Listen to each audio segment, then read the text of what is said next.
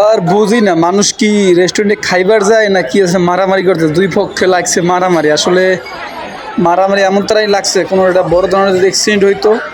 আসলে কি বলবো, আসলে রেস্টুরেন্টে মানুষ খাইতে যায় না, মারামারি করতেই যায় যেটা মনে হচ্ছে।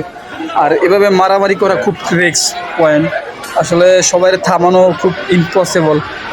যে যেভাবে পারতে আছে সেভাবে মারামারি করতে আছে। আসলে কি বলবো, কিছু বলার ভাষা হারিয়ে ফেলেছি। সবাই সতর্কভাবে থাকবেন, রেস্টুরেন্টে অন্তত কেউ মারামারি করবেন না।